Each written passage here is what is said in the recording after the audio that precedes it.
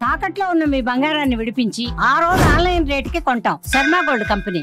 నమస్కారం, జై Shriram. Welcome to Suman TV. నేను గీతాంజలి. ప్రస్తుతం మనం హనుమత్ పీఠంలో ఉన్నామండి. ఇవాళ మనం ఎన్నో అమూల్యమైన విషయాలు హనుమంతుల వారి గురించి తెలుసుకోబోతున్నామని చెప్తాను. విశేషంగా మనకు వివరించేందుకు ప్రస్తుతం మనతో పాటు ఉన్నారు గురువుగారు ఘంటసాల సత్యసాయి స్వామి. వారు ఎంతో విశేషంగా ఎన్నో ఏళ్లుగా ఆ హనుమంతుల వారి ఆరాధనలో సేవలో తరిస్తూ ఉన్నారు. ఇంట్లోనే పీఠం ఉంది. ఇప్పుడు మీకు స్వామిని కూడా చూపిస్తాను చూడండి. ఎంత ముద్దుగా, ఎంత చక్కగా అలంకరించుకుని వడమాలలతోటి స్వామి ఎంత అందంగా ఉన్నారో. ఇలా ఇంట్లోనే నిత్యం పూజలు చేస్తూ ఉంటారు సత్యసాయి స్వామి వారు. మరి వారితో మాట్లాడి హనుమంతుల వారి గురించి తెలుసుకుందాం. గురుగారు నమస్కారం అండి. నమస్కారం. జై శ్రీరామ్. జై శ్రీరామ్. హనుమాన్ చాలీసా ఎన్నో సమస్యలకు పరిష్కారాన్ని అందిస్తుంది అని చెప్తారు. స్వామివారు అలా వచ్చి కూర్చుని మన సమస్యలన్నీ ఇట్టే తీసేస్తారని కూడా చెప్తారు హనుమంతుల వారి గురించి, హనుమాన్ చాలీసా గురించి. మరి ఎటువంటి సమస్యలకి ప్రధానంగా ఎలా పఠించాలి అనేది కూడా ఒక పెద్ద ప్రశ్న చాలామంది అడుగుతూ ఉన్నారు. ముందుగా ప్రేక్షకులు అడిగే ఒక్కొక్క ప్రశ్న మేము ముందు ఉంచుతాను.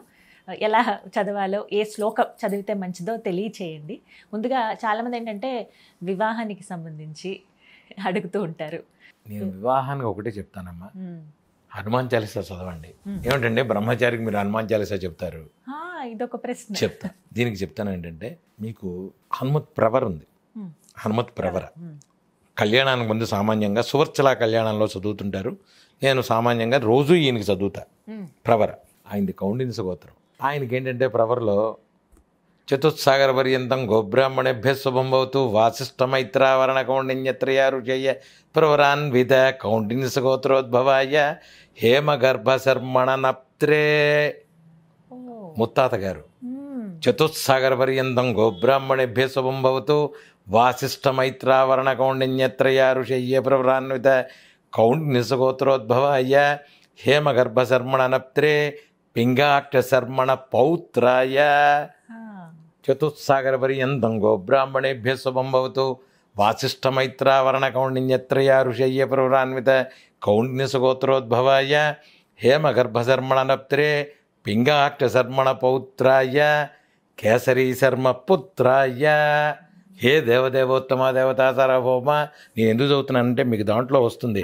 హే దేవదేవోత్తమ దేవతా సార్వభౌమ అఖిల అండ కోటి బ్రహ్మాండ నాయిక పురాణ పురుష ఆది మధ్యాంతరహిత చతుస్సాగర పర్యంతం గోబ్రాహ్మణేభ్య శుభం భవతు వాసిష్ఠమైత్రావరణ కౌండిన్యత్రయా ఋషయ్య ప్రవరాన్విత కౌండిన్య గోత్రోద్భవాయ చతుర్దశ భువనాధీశ్వరాయ అఖిల అండ కోటి బ్రహ్మాండ నాయికాయ అంజనాగర్భ సంభూతాయ కపికుల పావనాయ త్రయస్త్రింశతకోటి దేవతాస్వరూపాయ సాక్షాత్ శివస్వరూపాయ. అమ్మ నేను రాసింది కాదు, ఇది ప్రవర పరాశర సంహితలో ఉన్న సాక్షాత్ శివస్వరూపాయ. శివుడు, రాముడు, ఆంజనేయుడు ఒకటే, అందరి రూపం ఆయనదే.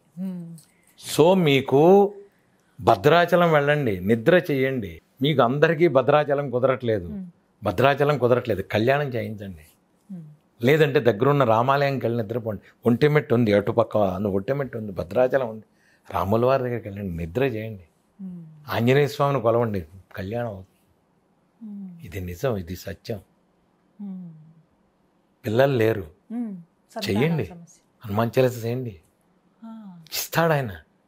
అష్టసిద్ధి నవనిధికే దాత. అష్టసిద్ధుల్లో అణిమాసిద్ధి, గరిమాసిద్ధి, చిన్నవాడు పెద్దవాడు, పెద్దవాడు చిన్నవాడు, లావువాడు, అన్ని సిద్ధులు స్వామివారికి ఉన్నాయి. వాటిల్లో ఇంత ఇచ్చినా చాలమ్మా మన జీవితానికి. మానవ జన్మకి ఎక్కువ, మనకి ఎక్కువ. తోకలో ఒక ఈకలో ఇంత చివరిది ఆయన మనకి ఇచ్చినా చాలు. మన జీవితానికి సరిపోయే సుఖం మనకి ఇచ్చాడు స్వామివారు. ఇది అర్థం చేసుకోలేం. ఇంకోటి విషయం, అసలు బ్రహ్మతత్వాన్ని అర్థం చేసుకోవడానికి మన జీవితాలు సరిపోవు, మనకు లేదు. ఋషులు మునులే మనకి చాలా ఉన్నాయని చెప్పారు. ఎవరికీ లేని అద్భుతమైన మూలమంత్రం 33 అక్షరాలు ఆంజనేయ స్వామికి ఉంది. 33 అక్షరాలు, ద్వాదశాక్షరం 31, 32, 33. ఈ మనం వీటిని పఠించే శక్తి కానీ చదివే శక్తులు కానీ మనకి లేవు. భగవంతుడు ఏం చేస్తాడు? అసలు భగవంతుడి గురించి నీకు ఏం తెలుసు? మనం అన్నీ ఇచ్చి అపార్ట్మెంట్లు ఇచ్చి కోట్లు ఇచ్చిన తండ్రి తల్లులనే నువ్వే ఇచ్చావనే రోజుల్లో, కొడుకులు ఉన్న రోజుల్లో భగవంతుడిని నువ్వు నాకు ఇచ్చావు, ఏమి ఇచ్చావు? నాకేం ఇవ్వట్లేదండి దేవుడు. ఆయనకి పని, ఆయన ఇస్తామని రాసి పెట్టాడు ఆయన. నువ్వు దిగంగానే రారా వెంకటేశ్వరరావు, రావే రామారావు, నేను నీకు ఇస్తాను రా అని ఏమన్నా ఆంజనేయ స్వామి రాశాడా? ఇవ్వడు. మీకు అనారోగ్యాలు ఉన్నాయి, నా సేరోగా హరే సపపీరా, సంపుటీకరణ చెయ్యండి. నేను ఇందాక చెప్పాను, సంపుటీకరణ చెయ్యండి. ఎన్నిసార్లు వీలైతే అన్నిసార్లు చదవండి. మీ రోగం మూలం నుంచి పోతుంది, మూలాల నుంచి తీస్తాడు ఆంజనేయ స్వామి. సింధూరం పూజ చేయించండి. ఆడవాళ్ళ సింధూరం ముట్టుకోకండి, మగవాళ్ళ చేతి చేయించండి. సింధూరం బొట్టు పెట్టుకుని బయటికి వెళ్ళండి. బుద్ధిర్బలం యశోధైర్యం నిర్భయత్వం అరోగతాం అజాడ్యం వాక్పడుత్వంచ హనుమత్ స్మరణాత్ ఆయన్ని తలుచుకుంటేనే ఇవన్నీ వచ్చేస్తున్నాయని చెప్తున్నారు మీకు. ఇవన్నీ తలుచుకుంటే చాలమ్మా. బుద్ధి, బలం, యశస్సు, ధైర్యం, మీ వాక్కు శుద్ధి అన్నీ వస్తాయి. ఏమండి, పిల్లలకి ఏం కావాలి? జ్ఞానానందమయం దేవం నిర్మల స్ఫటికాకృతం ఆధారం సర్వ విద్యానాం హయగ్రీవ ఉపాస్మహే. పిల్లలకి వెళ్లే ముందు మళ్ళా చెప్తున్నా పిల్లల్ని, పొద్దున్నే ఒకసారి తల్లి పిల్లాడికి తలకాయ దువ్వుతూనో టై కడుతూనో ఇది చదివించండి, వాడి చేత నేర్పండి. పక్కనున్న గుడికి ఒక్కసారి ఆంజనేయ తిరిగి రారా అని చెప్పండి. తల్లిదండ్రులు నేర్పండి. తల్లిదండ్రులదే తప్పు. పిల్లలకి దైవత్వం రావట్లేదంటే తల్లిదండ్రులదే తప్పు. చక్క ఒక ముద్ద పెడుతూ వాడికి ఎరా నాన్న శ్రీరామ రామ రామేతి ఆపదామపహర్. మీరు కారులో బయలుదేరేటప్పుడు ఆపదామపహర్తారం ధాతారం సర్వసంపదాం లోకాభిరామం శ్రీరామం చదువుకోండి. మీరు కారులో బయలుదేరుతున్నారు, ఎక్కడన్నా యాత్రకు వెళ్తున్నారు, చదువుకోండి ఆపదామపహర్తారం. ఇటువంటి ఆపదలు రావు. మళ్ళా చెప్తున్నా, ఆంజనేయ స్వామి, రాముడు, శివుడు ఇవన్నీ ఒకటే. మీకు చాలా గుళ్ళల్లో మీరు అభిషేకం చేస్తుంటే మన్యసూక్తం చదవరు చాలామంది. రుద్రం నమ్మకం చమకం చేస్తూ ఆంజనేయ స్వామికి అభిషేకం చేస్తారు, తప్పులేదు. ఆంజనేయ స్వామి రూపమే శివుడు, శివుడు రూపమే ఆంజనేయ స్వామి. మన్యసూక్తం మీకు రాలేదు, రుద్రం నమ్మకం చమేయండి. ఏమండి, నాకు మన్యసూక్తం వచ్చి రుద్రం నమ్మకం చమకం రాదు, పర్లేదు, చేస్తే మన్యో చేయండి, తప్పులేదు. ఎంతమందికి ఆర్థిక ఇబ్బందులు ఉంటాయండి, అలాంటి అందులో మీకు అష్టసిద్ధి చేయండి అమ్మ. సింధూరంతో అష్టసిద్ధులు చేసుకోండి. అష్టసిద్ధులు చేస్తే మీకు ఏమన్నా డబ్బులు ఇవ్వాలి, డబ్బులు రావట్లేదు స్వామి, ఏం చేయాలి అంటే ఒక్కటి చెప్తాను మీకు. నేను ఇది చదవంగానే రాలేదండి, ఏం చేయాలండి అంటే కూడా నేను చెప్తాను. నేను చెప్పంగానే మీరు చేసామంటే రాలేదు మాకు, మీ కర్మలు కొన్ని ఉంటాయి, దీని తీవ్రత ఉంటుంది. అప్పుడు పక్కన ఉన్న ఎవరన్నా మీరు మళ్ళా చెప్తున్నాను, ఉపాసన పరులను కలవండి. గుళ్ళల్లో పూజారి దగ్గరికి వెళ్తే నీకు ఈ జపం చేస్తా ఆ జపం చేస్తానంటే నమ్మద్దు. ఉపాసన పరుల దగ్గరికి వెళ్తే వాళ్ళు ఏదైనా ఒక నీ అనుభవానికి మీకు సరిపడా మంత్రం ఇస్తారు. మంత్రానుష్ఠానంతో కొన్ని సమస్యలు తొలుగుతాయి. మీకు ఏ మంత్రం ఇస్తే ఏం జరుగుతుంది, ఏమవుతుంది అనేది ఆ ఉపాసన పరులు చెప్తారు. దగ్గరున్న ఉపాసన పరుల దగ్గరికి వెళ్ళండి. లక్ష్మీనరసింహస్వామి ఉపాసన పరులు ఉంటారు, ఆంజనేయ స్వామి ఉపాసన పరులు ఉంటారు, దగ్గరలో ఉంటారు. వెళ్ళండి, ఆయనతో కూర్చోండి కాసేపు, ఆయన మాట్లాడతారు. మీతో ఎవరైనా ఉపాసన పరులు ఎవడో నుంచి నా దగ్గరికి రావద్దండి, ఎవరు ఉపాసన పరుల దగ్గరికి వెళ్ళండి, కూర్చోండి, వాళ్ళతో మాట్లాడండి. దైవత్వాన్ని గురించి తెలుసుకోండి, తత్వాన్ని గురించి తెలుసుకోండి. ఆంజనేయ స్వామి తత్వం, మీరు నమ్ముకున్న దేవుడి యొక్క తత్వం తెలుసుకొని బ్రహ్మ పదార్థం ఒకటి. ఇంకో ఉదాహరణ చెప్తాను మీకు. మీ అమ్మగారికి మీరు కూతురు, మీ అక్కకి మీరు చెల్లెలు, మీ తమ్ముడికి మీరు అక్క, మీ చెల్లెలకి మీరు అక్క, మీ వారికి మీరు శ్రీమతి, మీ అత్తగారికి మీరు కోడలు. ఏం ఒకే మనిషి నెల అయింది? ఇంతే భగవంతుడు. వివిధ రూపాల తేడా తప్ప తత్వం ఒకటే. ఆ కాలానికి, ఆ యోగానికి, ఆ టైంకి స్వామివారు అలా ఆవిర్భవించి అప్పటి కాలమాన పరిస్థితుల్లో, అక్కడ పరిస్థితుల్లో అవన్నీ చేసింది తప్ప. చాలామంది మనల్ని హేళన చేస్తుంటారు, మీ హిందువుల్లో ఇన్ని దేవుళ్ళు ఎందుకున్నారు. వాడికి చెప్పండి ఆ విషయం. రే, నీకు అర్థం కావట్లేదు, ఇది పరిస్థితి. ఒకటే మనిషి, నీ పిల్లాడికి మరి వాడిని అక్క అని పిలుస్తున్నారు. ఇదే మరి ఇదే గీతాంజలిని అక్క అని ఎందుకు పిలుస్తున్నావు? ఇంకోటి చెల్లి అని పిలుస్తాడు. అమ్మా గీత అని మీ నాన్నగారు అమ్మగారు పిలుస్తారు, మీ వారు మిమ్మల్ని శ్రీమతి అని పిలుస్తారు, అమ్మాయి అని మీకు అత్తగారు పిలుస్తారు, మీ అమ్మగారు పక్కన ఉన్న ఎవరో స్నేహితులు ఉసయ గీత అంటారు. మరి ఏంటండి, ఒకటే మనిషి. అక్క, తమ్ముడు, చెల్లెలు ఎందుకు అవుతున్నాయి? ఒకటే మనిషి కదా. ఇదే బ్రహ్మతత్వం, ఇదే బ్రహ్మతత్వం, ఇంతకంటే లేదు. ఉదాహరణకి సింపుల్గా చెప్పాను మీకు నేను ఈ విషయం. అర్థమైంది.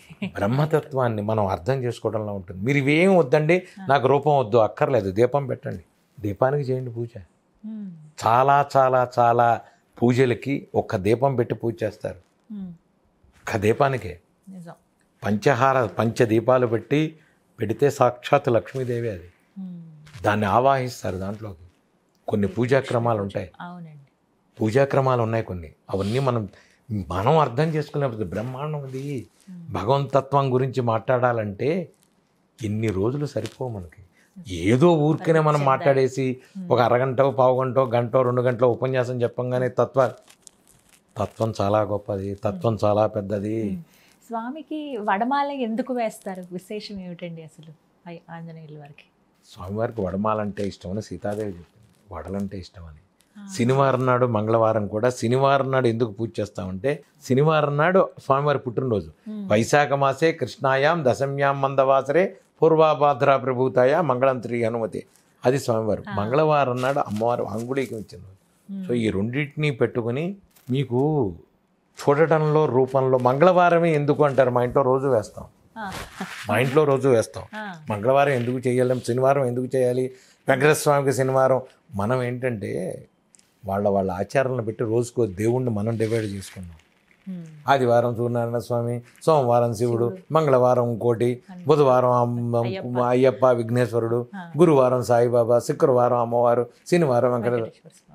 ఎప్పుడు మీరెవర్రా, అన్నీ ఒకటే. అది ఎప్పుడైనా చేయొచ్చు. నేను వెంకటస్వామి గుడికి వెళ్ళి నేను మర్కటేశ మహోత్సాహాన్ని చదువుతా కూర్చుని, నాకు వెంకటస్వామిలో ఆంజనేయ స్వామి కనబడతాడు. ఈ జ్ఞానం రావాలి అంటారు, ఈ తత్వం అలవరుచుకోండి. వెంటనే అక్కడికి వెళ్ళి శ్రీయత్కాంతాయ కళ్యాణానిది అంటే అప్పుడు ఆంజనేయ స్వామి అయ్యాడు నీకు. అక్కడ కూడా ఆంజనేయ స్వామి ఉన్నాడు. ఎక్కడికి వెళ్ళినా మీకు ఆంజనేయ స్వామి ఉంటాడు. ఇంకో విషయం చెప్తున్నాను నేను మీకు.